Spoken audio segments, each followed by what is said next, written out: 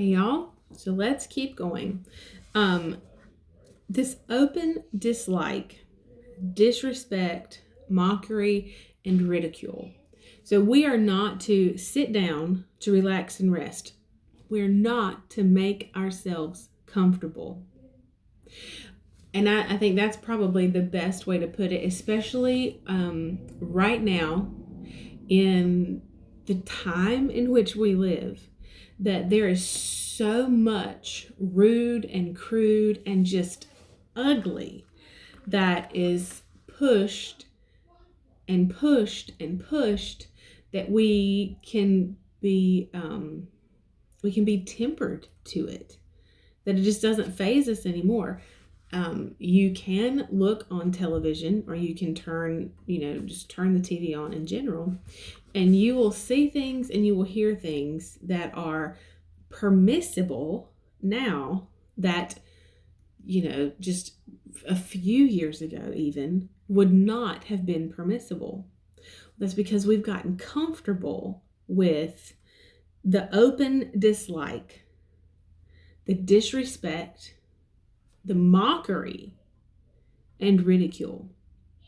We've also don't know how to carry on a conversation face to face anymore because, we can do it on our phones. We have social media, so we don't have to be social in person. And so that we have lost all tact of communication in how to appropriately handle disagreements or appropriately handle confrontations, even things that are hard and not necessarily good things, but we don't know how to handle interpersonal problems.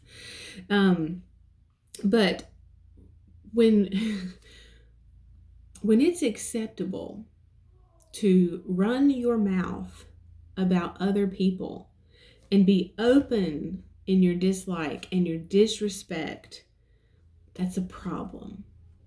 And I will never forget, I heard a minister talking, and there are people that allow themselves to be used by Satan. Just like there are people that allow themselves to be used by God, there are people that allow themselves to be instruments of Satan. And those people, when you cross paths with that stuff, it's very, very frustrating. And you just get the flesh gets mad.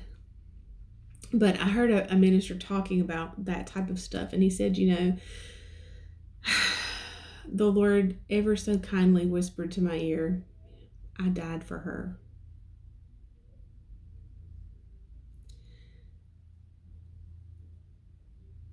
Perspective. Just perspective.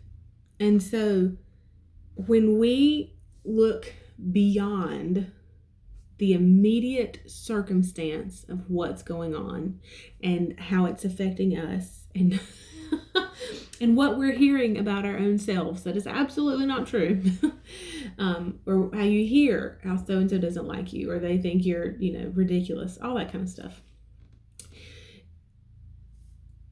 Right where we just read about the speck and the beam, if you go down to the very next verse 43, for there is no good or healthy tree that bears decayed, worthless fruit, nor on the other hand does a decayed tree bear good fruit, for each tree is known and identified by its fruit.